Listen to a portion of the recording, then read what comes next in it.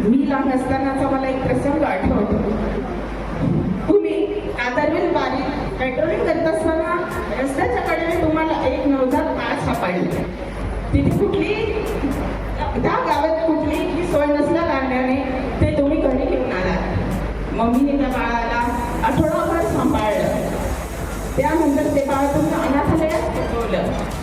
आज तेच बाळ एका अमेरिकन उद्योगपतीने अडवलं केलं. ते बाळ आज अमेरिकेत आहे. त्या बाळाला तुमच्यामुळे प्राण मिळाला. तसेच तुमच्या लग्नानंतरचा प्रवास देखील खूप खडतर होतो. तुम्ही व मम्मीने खूप कष्ट करून आपल्या स्वप्नांचं घर बांधलं. तो आपल्या सर्वांसाठी खूप आनंदाचा दिवस होता. बाप्पा, तुम्हाला रिटायरमेंटचा खूप खूप तुमची मुलगी असल्याचा मला नेहमी अभिमान आहे. तर सदैव love you. Thank you so much. छोट्या गावातनं अगदी सौंदर्यातनं पुढे येऊन तो मुलगा एसआरपीमध्ये काय भरती काय होतो, दिल्लीला ड्युटी काय करतो, गडचिरोलीला काय जातो, धुळ्याला काय येतो, त्याच्यानंतर त्याचा ट्रान्सफर होऊन पोलीस दलात काय येतो. आणि आमचा दादा जिथे जिथे गेलेला आहे तिथे त्याने आपल्या कामाची धमक आणि चमक दाखवलेली आहे. ते बघा, सोबतच जेवणार हा त्यांचा नियम. या फॅमिलीशी माझं नातं जुळून 4 वर्ष झाली. पण या 4 वर्षात मी पप्पांना कधीच ड्युटीचं टेन्शन घरी आणताना नाही बघितलं. खरं मला या कुटुंबाचा एक भाग होता.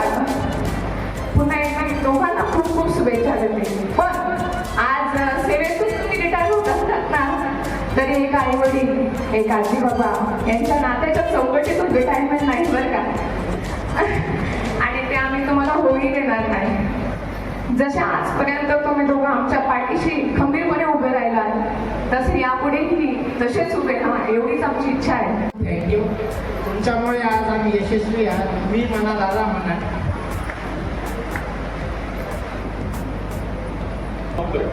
त्यांच्यातले बरेचसे गुण आम्ही घेतोय आणि त्याचा प्रयत्न करतोय. त्यांचं आणि माझं नातं म्हणजे ते माझ्या आयुष्यात ते माझे मामा म्हटल्यानंतर जे प्रेम मामा देतो किंवा आईवडिलांनंतर जे प्रेम सर्वात जास्त आम्हाला मिळालंय, मी माझ्या दोघं बहिणी आम्हाला जे सर्वात जास्त प्रेम मिळालंय ते आमच्या मामामामींकडून. आणि ते प्रेम आम्ही जे आज लहानपणापासून अनुभवतोय ते कधीच कमी जात नाही. ते नेहमी वाढतच आहे. आणि ते प्रेम नुसतं त्यांनी आमच्या पुढचं मर्यादित नाही ठेवलं, तर आमच्या पुढच्या पिढीला म्हणजे आज माझी मुलगी पण इथं आहे. 9 वर्षाची माझी मुलगी हिमाणी आहे. की तिच्याशी सुद्धा त्यांचे प्रेमाचं मैत्रीचं नातं आहे. आणि ती त्यांना नेहमी म्हणजे पोलीस बाबा वाटतं की देवाने आम्हाला एवढा चांगला मामा मामी आमच्या आयुष्यात दिले. तर आज जरी त्यांच्या नाही सच में शेर से लड़ने वाला या शेर से 2 हाथ करने वाला मामा मेरे पीछे खड़ा. एवढं बोलून माझं आपण व्यासपीठावर यायचं आहे. आपलं मनोगत पण या ठिकाणी आहे आणि आपला सत्कार अनिकेत पाटोळे यांनी करावाशी विनंती करतो. हरिश्चंद्र देसाई गुरुजी.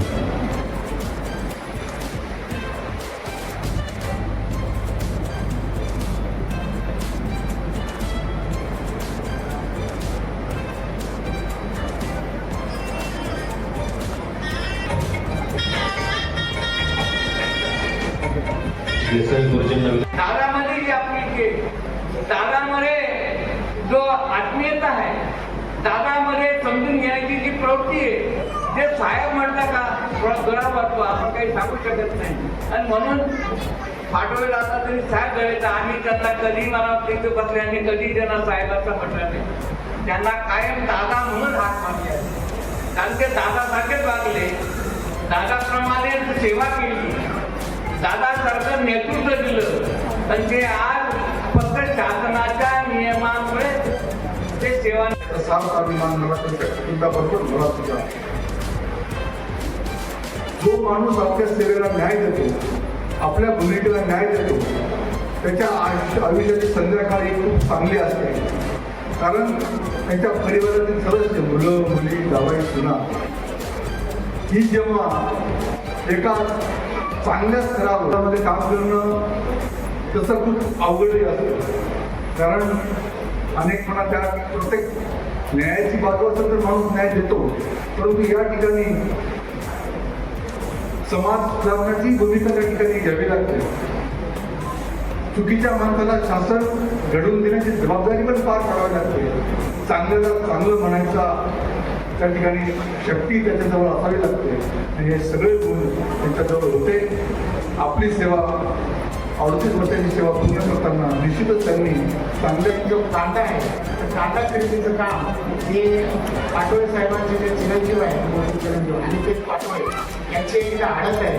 त्यांच्या आडतीमधून फॅमिली असेल, त्यांचे रिलेटिव्स असतील, त्यांचे भाऊ कुटुंबी असेल, त्यांचा जनस लोक गावा इथल्या एरियातले लोक असतील या बाहेरच्या एरियातले लोक आहेत की त्यांनी जोडून ठेवले. कंपनी काढून यात्रेला जाऊन अवघड गोष्ट आहे. पोलीस ठाण्यात नोकरी करणं अतिशय कठीण म्हणजे कठीण. तुम्हाला सांगतो असे प्रसंग बघितले ज्या दिवशी पोलीस रिटायर झाले. काही लोकांना माहिती असतं रिटायर झालं का त्या माणसाकडे पैसे खूप असतात. बघा तुमची इच्छा असेल तर लोकांची सेवा करा, एखादं इलेक्शन करा, समजलं का? आता तुम्हाला पण आज पोलीस खात्याचा माझा माणूस, माझा मित्र, त्याच्यामुळे 2 शब्द मला बोलावं असं मला वाटलं. अरे लोक बिबट्याला घालवतात आणि त्यांच्या अंगावर बिबट्या आला तर त्याने बकऱ्याच्या बकऱ्यासारखं फेकून दिलं. त्याला म्हणतात पातळी. पोलीस खात्याचा मला इथं फार अभिमान. मी पोलीस खात्यामध्ये 38 वर्ष 4 महिने प्रत्येक माणसाची नस त्याला ओळखता आलेली होती आणि ते पाटोळे दादा कामामध्ये सगळ्या गोष्टीमध्ये अगदी परिपूर्ण मानव आजपर्यंत. आणि नेहमी तुम्हाला सांगतो पाटोळे दादा हसत हसत नंतरला कसा कार्यक्रम लावायचा हे त्यांचं फार गुण अवगत होता. त्याला पाटोळे दादा तुम्हाला सांगतोय यांचे नशीब आहे ते असं नाही आहे. ते मी रिक्वेस्ट करतो की प्रथमेचं नशीब आहे की असे शास्त्री त्यांना जीव लावणारे, प्रेम करणारे, अतिशय काळजी करणारे त्यांना शास्त्री. तर मी त्यांना पुढच्या वाटचालीस त्यांना खूप खूप शुभेच्छा देतो. आणि before I sign off I just want to say something in English की all your good deeds fulfilment towards the society is highly commendable. And Patole साहेबांचे मित्र परिवार बंधू भगिनी, मी 10 ते 13 या 3 वर्षामध्ये या ठिकाणी तहसीलदार म्हणून कार्यरत होतो आणि त्यावेळेस पाटोळेंसोबत काम करण्याची मला संधी मिळाली. माझ्या अगोदरच्या वक्त्यांनी पोलीस जसं अगोदर सांगितलं की 10 पोलीस याचं काम 1 पोलीस करायचा. एकदा जर आवाज दिला की ते परिस्थिती हँडल करायची. असे अनेक प्रसंग आहेत त्यांनी धडाडीने पुढे जाऊन ते प्रसंग हँडल केले. मी एकदा असाच आम्ही नाईट पेट्रोलिंगला असताना मला अडचण वाटली. मी पोलीस स्टेशनचा फोन लावला, परंतु काय ते फोनचं काय ॲप्लिकेशन झालेलं आहे. मग मी त्यांना फोन लावला मोबाईलवर. अरे म्हटलं मला अशी अडचण आहे, मला तुम्ही तात्काळ मदत पाहिजे. ते म्हणजे आलो साहेब म्हणजे आलो म्हणजे अर्धा 1 तासाने आपण घरी गेला. एक 5-7 मिनिटात पोलीस गाडी घेऊन माझ्याशी हजर होता आणि मला सांगितलं की तुम्ही आता घरी जा, तुम्ही पुढची व्यवस्था बघतो. अतिशय कर्तव्यदक्ष, कर्तव्य तत्पर आणि परिस्थितीची जाणीव असणारा, तुमचा अँटिसिपेशन असणारा की आपल्या समोर 100 लोक आहेत, हे लोक काय करतील 1 तासात त्याची अंदाज त्यांना असायची. त्यांचं स्वतःचं इंटेलिजन्स असायचं. त्यामुळे त्यांच्यासोबतचे वरिष्ठ अधिकारी यांना सुद्धा काम करण्यासाठी मला वाटतं अतिशय चांगली परिस्थिती निर्माण व्हायची. खालचं जर फळी चांगली असेल तर वरिष्ठ अधिकाऱ्यांना त्रास होत नाही. आणि कळवण आणि आमना या दोन्ही ठिकाणी काम करत असताना मला वाटतं आमण्यामध्ये पण नंतर ते बदली होऊन आले.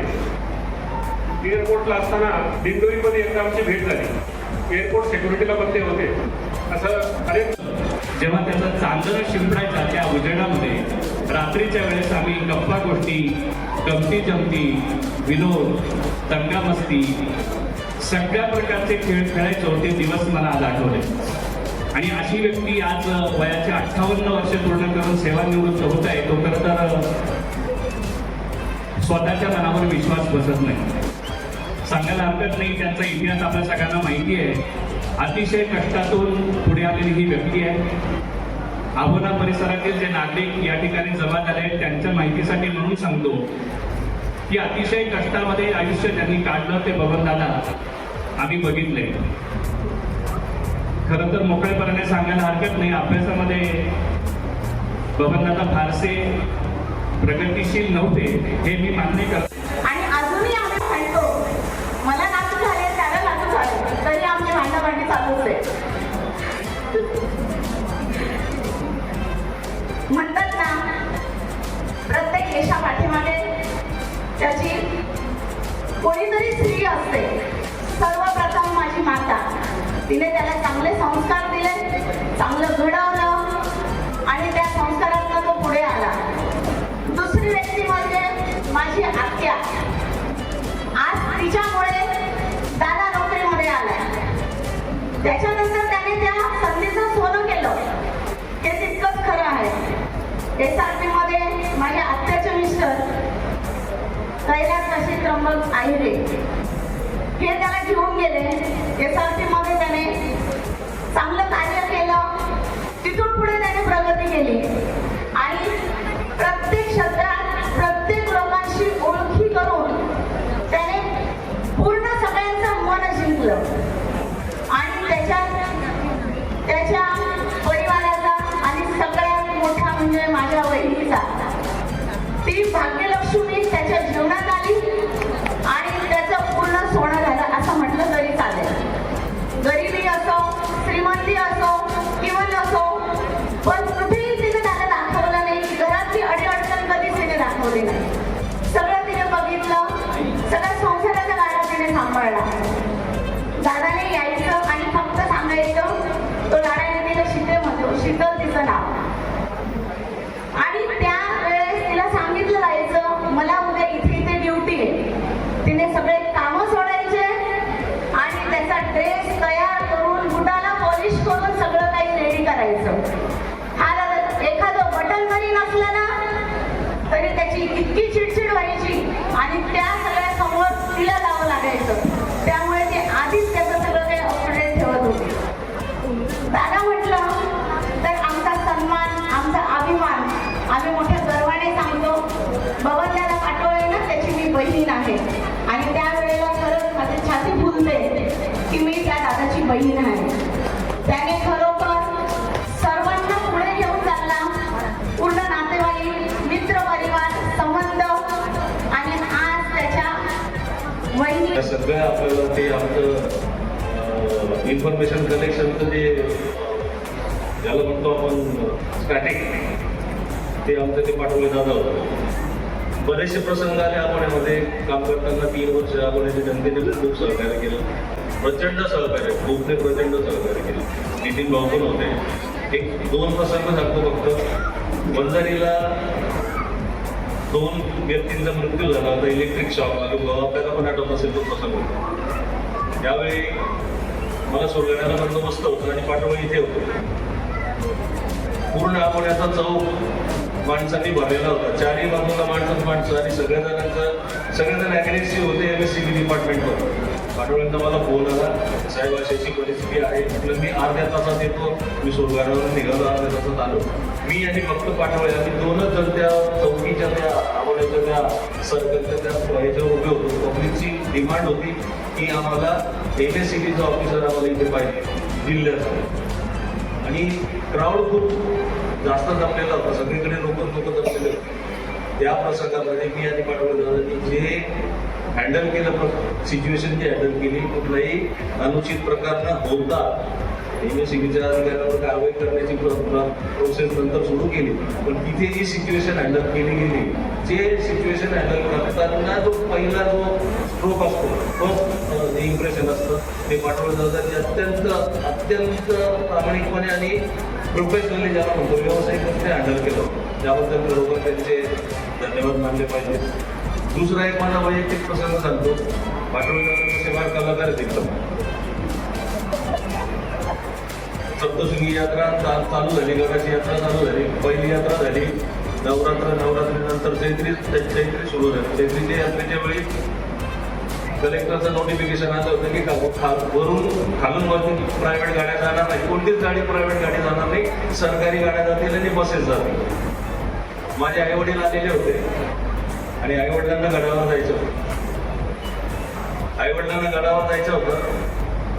मी निघालो, पाटोळेला खाली बंदोबस्ताला होता. मला म्हटले पोलीस गाडीमध्ये घेऊन जा. मी म्हटलं मी आईवडिलांना पोलीस गाडीमध्ये घेऊन जाणार नाही, त्यांना बसमध्ये पाठवलं. मी त्यांना तिथे ड्रॉप केलं आणि पाटोळे दादांच्या ताब्यात देऊन दिलं की तुम्ही यांना बसमध्ये बसून द्या. पाटोळे दादा अत्यंत हुशार माणूस, त्यांना बसमध्ये न पाठवता ॲम्ब्युलन्समध्ये पाठवलं. मी वरती गेल्यानंतर म्हटलं बसमधून येत नाही, आता येतील तेव्हा येतील.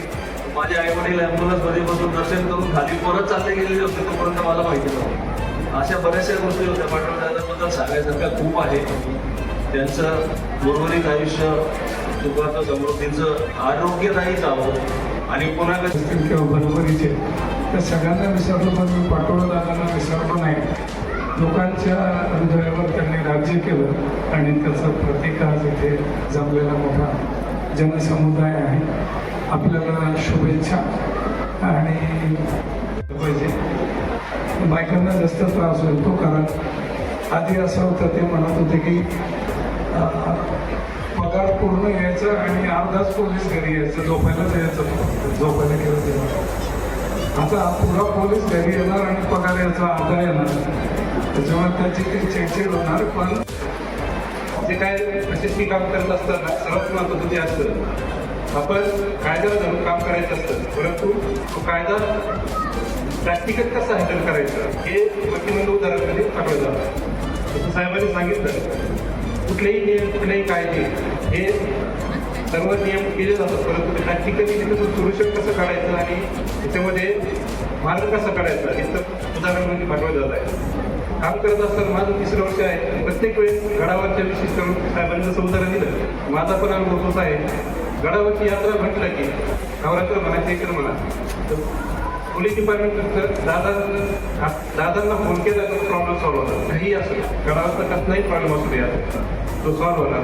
साहेबांनी सांगितल्याप्रमाणे कुठले अनेक प्रसंग आले काम करत असताना तालुक्यामध्ये, ते त्यावेळी सरांना म्हणजे पटदादांना त्यांना ओळखत नाही. कारण प्रशासनामध्ये काम करत असताना माणसं जोडणं ही अत्यंत महत्त्वाची गोष्ट आहे. ती त्यांनी त्यांना आणि स्किल आहे आणि हे करत असताना ते कौटुंबिक जबाबदारी पण अत्यंत उत्कृष्टरित्या पार पाडलेली आहे.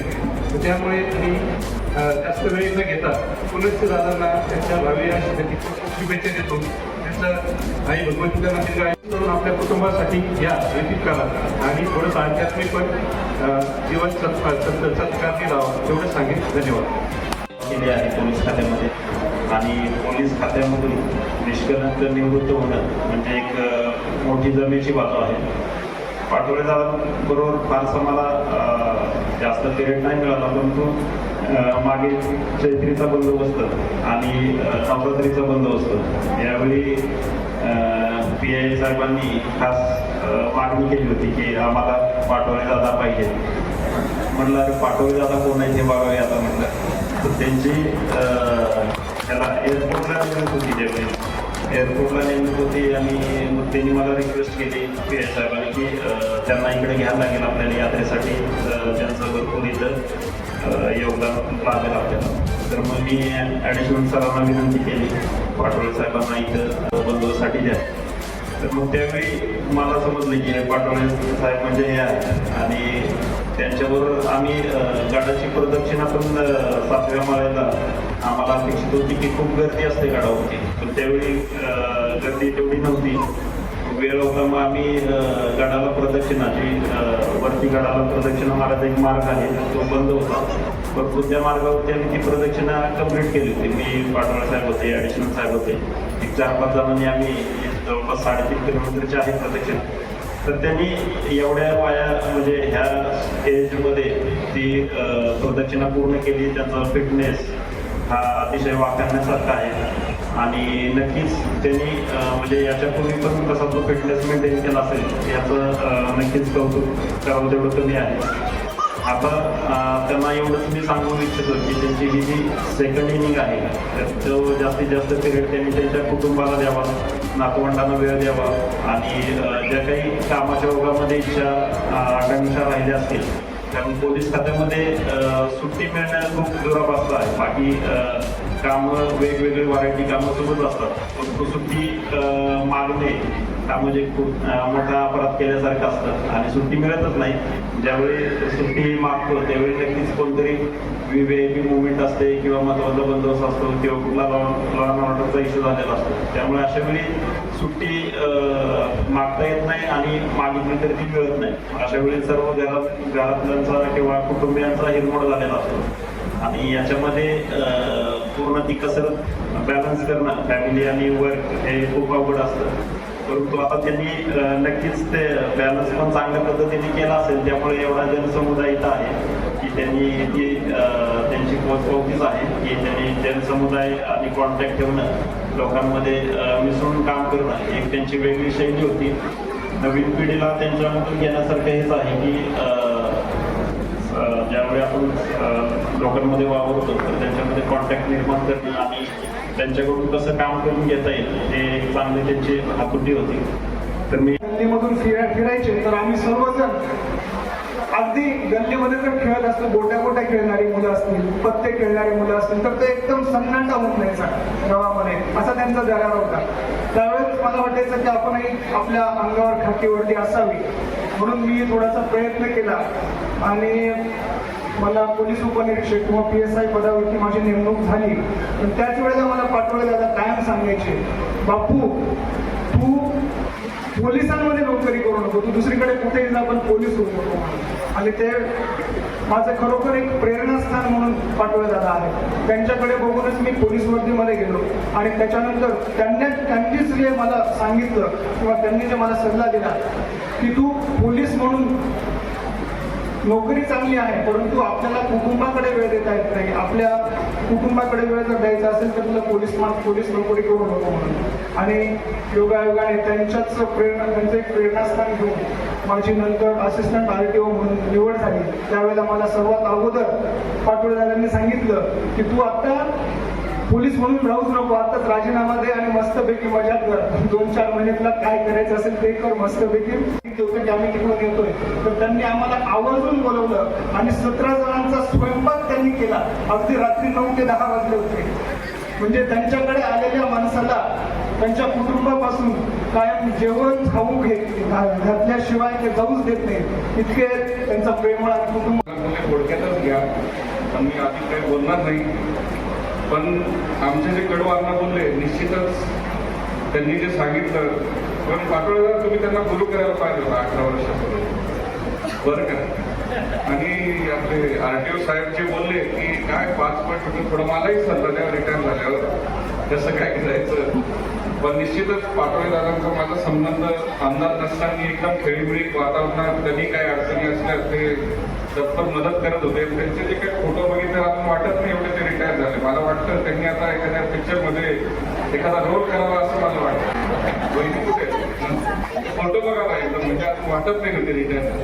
पण त्यांना एक सांगत असा एक वापर मला पण द्यावा, बरं का. मी गॉगल वापरतो पण गॉगल एकदम छान आहे. आताच जी काही 26 जानेवारीचा झेंडावंदन होता तेव्हा थोडं आम्ही पोहोचायच्या आधी पाटोळेदार आधीच मानवंदना द्यायला चालवून गेले होते. सूर्यवंशी साहेब आहेत, सगळे अधिकारी टेंबेकर साहेब म्हटले कारवाई करा त्यांच्यावर. म्हणजे आमची जरा चेष्टेत विषय झाला तर ते जरा थांबून गेले. पण निश्चितच जे काही मानवंदनासाठी आता याच्या पुढे पाटोळेदार नसतील, कारण की जो आवाजाचा दरारा होता तो निश्चितच एक वेगळा होता. कारण की आता इथे पाटील साहेब आहेत, सोनवणे साहेब आहेत, तहसीलदार साहेब आहेत. पाटोळेदाराची जी काही कामाची पद्धत, पब्लिक कशी सांभाळायची एकट्याने, हे निश्चितच त्यांचे जे कार्य होतं ते मी विसरणार नाही. त्यांना भावी वाटचालीस मी त्यांना माझ्या पवार परिवारातर्फे त्यांना शुभेच्छा देतो. निश्चितच पाटोळेदार नंतर एक आपल्या टीमचा एक कार्यक्रम लावा परत, कारण की आज मी विचारलं त्यांनी गोडच जेवण ठेवलं. वहिनी हो वहिनी आवाज शुक्रवार आहे, गोड कशाला ठेवलं. बरेचसे कार्यकर्ते नाराज झाले तर ते म्हणजे मी नंतर एक कार्यक्रम घेतो तेव्हा निश्चितच आमच्या सारख्याला बोलवा.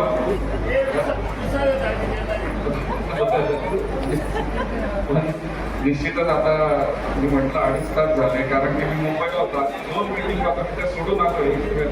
कुंभमेळ्याची मीटिंग होती मुख्यमंत्र्यांच्या अध्यक्षतेखाली. म्हटलं आपला माणूस आहे म्हणून यांना गरजेचं आहे. मी सकाळीच निघालो, सही केली, थोड्या वेळ बसलो आणि निघालो. आणि कारण की पाटोळे दादांचं जे काही प्रेम माझ्यावरती, त्यांचं माझं त्यांच्यावरती जे असल्यामुळे मी आलो. अधिक काही वेळ घेणार नाही. त्यांना माझ्या परिवारातर्फे भावी वाटचाली शुभेच्छा देतो आणि माझे 2 शब्द संपतो. धन्यवाद भाऊ. यानंतर सर्वांना एक सूचना आहे. पाटोळे साहेबांचा सत्कार व्यासपीठावरील मान्यवर करतील. त्यानंतर सत्काराला उत्तर ते मनोगत या ठिकाणी व्यक्त करतील आणि त्यानंतर मग आपण वैयक्तिक सत्कार ज्यांना करायचे त्यांनी करायचे. तो सून येत नाही तुमच्याकडे, रडणारे लोक येतात. बस एवढंच लक्षात ठेवायचं, त्यांचं मनापासून ऐकून घ्या. प्रत्येक माणूस हा जर क्वचित सोडले खोटी फिर्याद देणारे, ती गोष्ट वेगळी. यांनी माझी चेन काढली, यांनी माझी अंगठी काढली, यांनी माझी गच्ची धरली. परंतु ज्याच्यावर खरंच अन्याय झालेला आहे, मी तर म्हणतो पोलीस खात्या इतकं कोणतंच खातं नाही सेवा करण्यासारखं. सर्वात जर तुम्हाला सेवा करायची आहे तर पोलीस खातं. तुम्हाला कुठल्याही गरीब लोकांची सेवा करायची असेल तर पोलीस खातं. मी सांगतो, कुठलाही माणूस जर रडत आला, त्याला विचारलं तर बाबा काय झालं काय नाही, थोडासा कायदा बाजूला ठेवावा लागतो. सर्वच गोष्टी कायद्याने होत नाही. 2 फटके, आता फटके मारणं बंद झालं, पण आम्ही फटके मारायचो, बाजूला घेऊन जायचो. आता प्रत्येक ठिकाणी कॅमेरे झाले, लोकांकडे अँड्रॉइड मोबाईल झाले, त्याच्यामुळं बरेच लोक. आणि दुसऱ्या लोकांचं म्हणणं काय असतं की दादा याला 2 फटके मारा, आता ते बंद झालेले. किंवा तुम्ही आमच्या सजा करायला हे कोर्टाचं काम असतं. परंतु वाजवी अपेक्षा ह्या लोकांच्या वाढत चालल्या. की जर समजा आपण यांची घेतली, काही कारवाई नाही केली,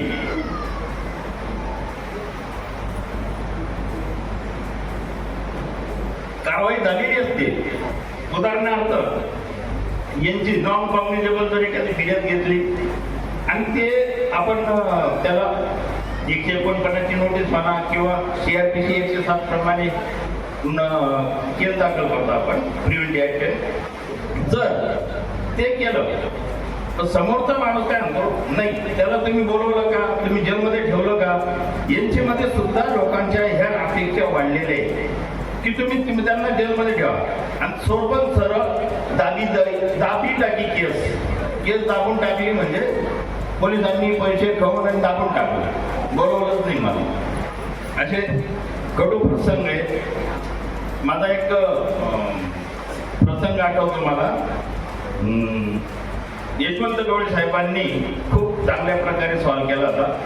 मागच्या चाकात, एसटीच्या मागच्या चाकात याला कोल्हापूर फाट्याला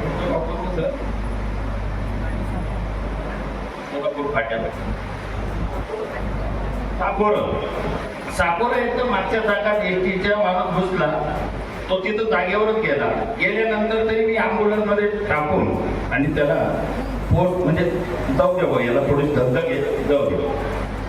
लोकांनी ती एसटी जाळायचा प्रयत्न केला. 2-4 जण आले, आम्ही फक्त 2 जण होतो की आता ही एसटी म्हणे आम्ही राखेल टाकू आणि जाऊ. तेव्हा राखेल होतं.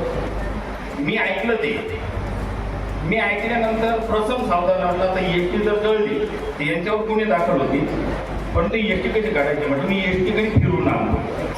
मी कधी एसटी चालवली नाही. त्या दिवशी मी एसटी चालवली.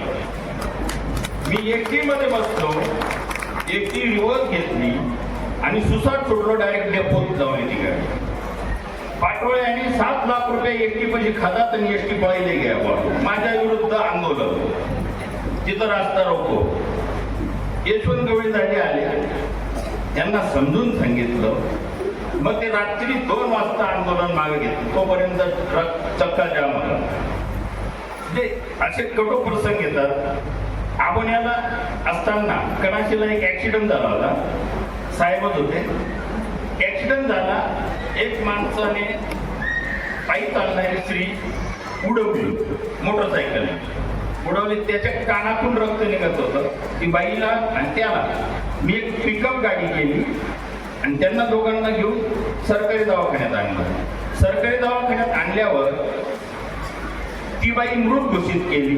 ती बाई PM रूम मध्ये टाकली आणि त्याच्या कानातून जे रक्त येत होतं, आज जिवंत येतो माणूस बबन म्हणून, तो सिव्हिल हॉस्पिटलला 700 रुपयाचं त्या टायमाला डिझेल टाकावं लागायचं. डिझेल टाकून गाडी यायची. 700 रुपयाचं डिझेल टाकलं. तो माणूस इथं पाठवला. इथं आल्यानंतर म्हणजे त्याने दवाखान्यात पाठवून हिने काबर नाही पाठवलं तुम्ही नाशिकला. त्या टायमाला सुद्धा प्रेत घेत नव्हते. त्या टायमाने सगळ्या डिव्हिजनचा बंदोबस्त बोलवला. साहेब होते. त्या तो प्रसंग कसा तरी हाताळला. म्हणजे असे कटू प्रसंग पोलीस खात्यात येतात. पोलिसाची नोकरी खूप छान आहे, परंतु बोलता आलं पाहिजे, समोर त्याचं ऐकून घेतलं पाहिजे. आता साहेबांनी त्यांचं गडावर फक्त माप किती येऊ द्या, परंतु मला चांगलं माहिती आहे की हा माप मी हँडल करू शकतो. मी बोलून